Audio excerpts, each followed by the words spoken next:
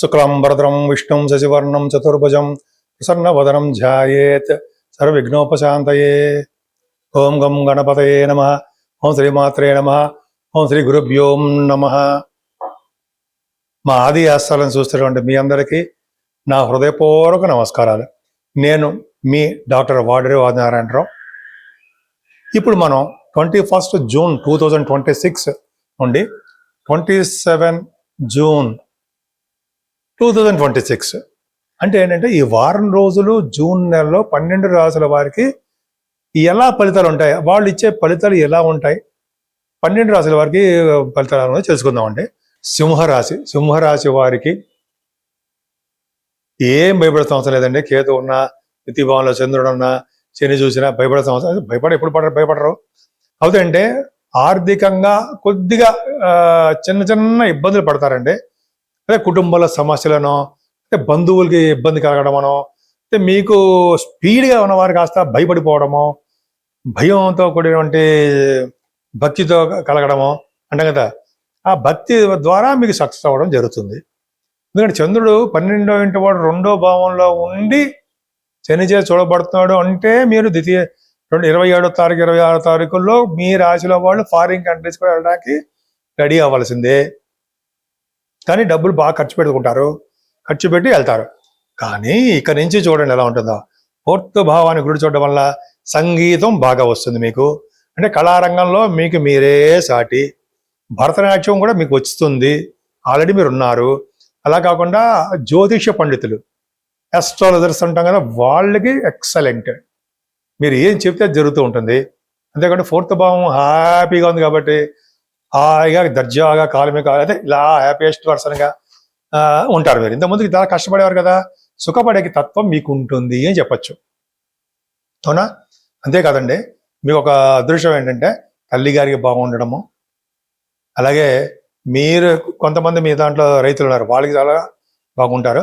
అలాగే మీకు కొంతమంది పిల్లలు పుట్టడానికి అవకాశం ఉందండి. మగపిల్లలు పుడుతుంటారు, అవకాశం ఉంది. మీ రాశి వాళ్ళకి శత్రువుల భయం కానీ, అంటే కోర్టు సంబంధించిన వ్యవహారాల్లో అస్తమని అలా చెప్పకూడదు అనుకోండి. బట్ ఏంటంటే చెప్పక తప్పట్లా గెలుస్తారు, అదే పాజిటివ్గా ఉంటుంది అని చెప్పచ్చు. నేను చెప్తాను, నేను ఖచ్చితంగా చెప్పచ్చు. గురుడు ఎక్కడైతే బాగుంటాడో అక్కడ చూస్తాడో బాగుంటుంది. 6వ భావం చూస్తున్నాడు, సక్సెస్ ఉంటుంది, సక్సెస్ రేట్ ఎక్కువ ఉంటుంది. మీ జాతకాల మీద ఆధారపడి ఉంటుంది ఇది సక్సెస్ అవ్వడమా లేదా అనేది. కానీ 7వ స్థానం రాహు, 8మంలో కేతు ఎప్పుడు ఇబ్బంది పెడతారు మిమ్మల్ని. వాళ్ళిద్దరే చిన్న చిన్న ఇబ్బంది పెడుతున్నారు. రాహుకు అమ్మవారి పూజలు చేసుకోండి, చిన్న చిన్న పూజలే.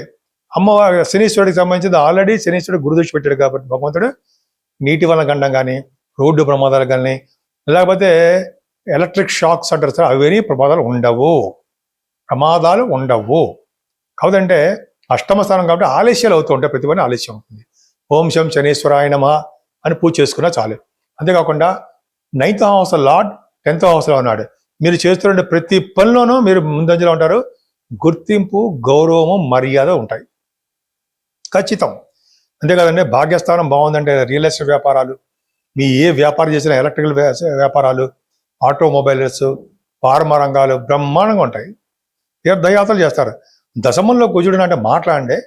అంటే దశమంలో కుజుడు అంటే దిగ్బలత్వం అంటారు. ఐఏఎస్ ఆఫీసర్లు, సివిల్ సర్వీసెస్ గ్రూప్స్, గవర్నమెంట్ సంబంధించిన గ్రూప్స్ రాస్తారు, వాళ్ళు హై ప్రొఫైల్లో ఉంటారు. పైగా డాక్టర్స్ అందరూ కుజుడు ఉన్నాడంటే బ్రహ్మాండం కదండి. అందుకే రాజకీయ రంగంలో కూడా చూడండి, మంచి నేమ్ అండ్ ఫేమ్ పొందుతారు మీరు. గ్రేట్. ఈ రాష్ట్రాధిపతి లాభంలో ఉండి బుధుడితో ఉన్నాడు కదా, బుధాదిత్య యోగం. డబ్బులు విపరీతంగా సంపాదించుకుంటారు, పేరు ప్రఖ్యాతి సంపాదించుకుంటారు, ప్రఖ్యాతి చెందిన వ్యక్తిగా మీరు ఉంటారు. అమ్మో గ్రేట్. అంతేకాకుండా ఫైనాన్స్ అండ్ అంటాం కదండి, ఫైనాన్స్ అండ్ అకౌంట్స్ అంటుంటాం కదా, నేను దాంట్లో కూడా ఉంటారు మీరు.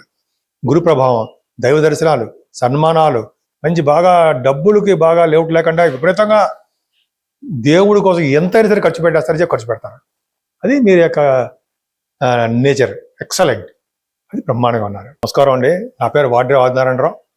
ఇంతకుముందే మన జాతకాలు చెప్పినట్టుగానే మీ జాతకాలు చూపించుకోవాలనుకుంటే మీరు date of birth, time of birth, place of birth కూడా ఉండి ఈ కింద నెంబర్ ఫోన్ చేస్తే నేను తప్పకుండా అటెండ్ అవుతానండి. ఫోన్ లిఫ్ట్ చేస్తూ ఉంటా, మీతో మాట్లాడుతూ ఉంటా. అలాగే మీకు కొన్ని సందర్భాల్లో కొంతమందికి వాస్తు సంబంధించిన డౌట్స్ కూడా వస్తూ ఉంటాయి. అవి కూడా నేను ఖచ్చితంగా చెప్తానండి.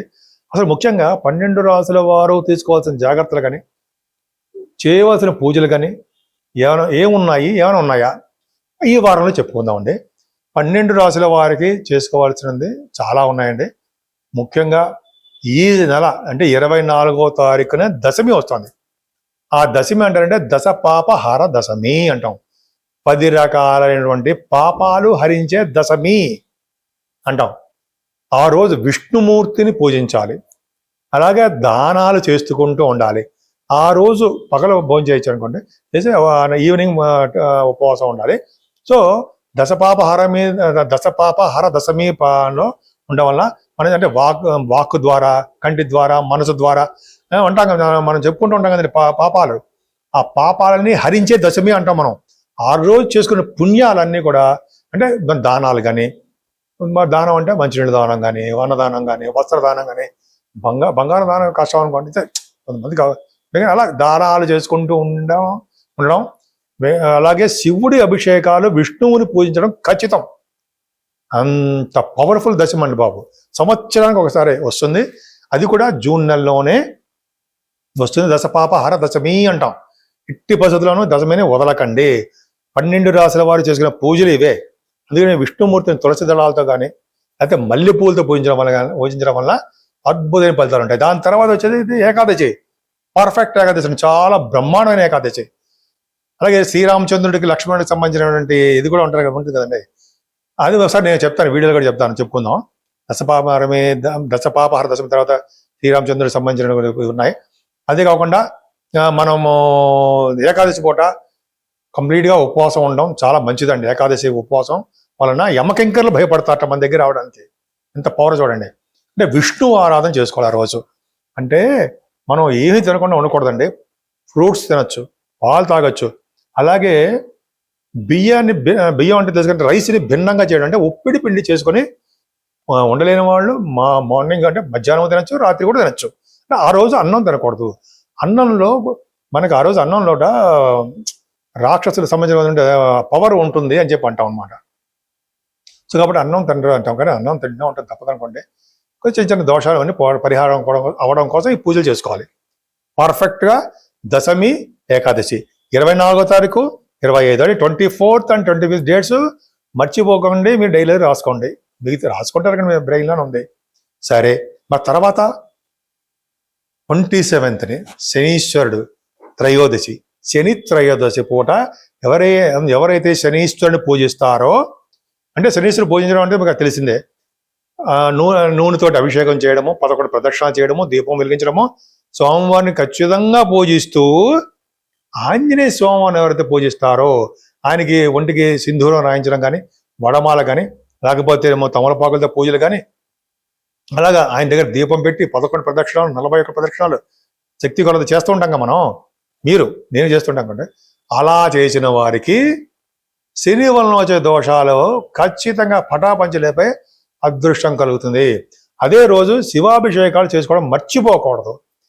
24, 25 తారీఖుల్లో లక్ష్మీదేవి అమ్మవారిని, విష్ణుమూర్తిని కొలవాల్సిందే.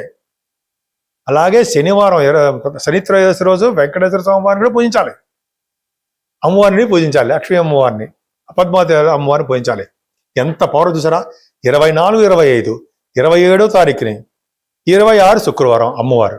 సో ఈ వారం మొత్తం కూడా చాలా బ్రహ్మాండంగా ఉందండి. మీకు ఇష్టమైన దేవుడు ఎవరు ఉంటారో వాళ్ళని పూజించండి. కానీ శనీశ్వరుని పూజించడం మర్చిపోకండి. 27 శని త్రయోదశి చాలా పవర్ఫుల్.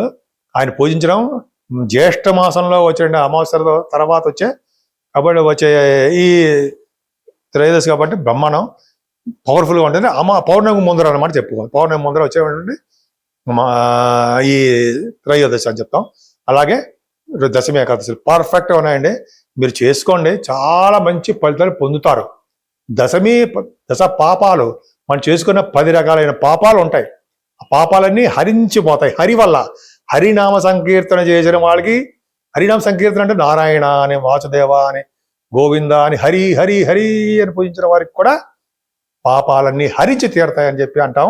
పైగా ఈ రోజుని హరినామ కీర్తన చెయ్యాల్సిందే 100 నిమిషాలు. కానీ మనం ఎక్కడ కూర్చున్నా సరే అక్కడ శ్రీహరి శ్రీహరి. మీకు నేను చెప్పేదే ఉందండి, మీరే నాకు చెప్తారు అనే అంత పవర్ఫుల్గా ఉంటుంది. మర్చిపోకండి అని చెప్పడం కోసం మీకు ఉంది గుర్తు చేయడం కోసము, మీకు ఉందంటే గుర్తుంది, గుర్తు చేయడం కోసమని చెప్పాను. సరేనా?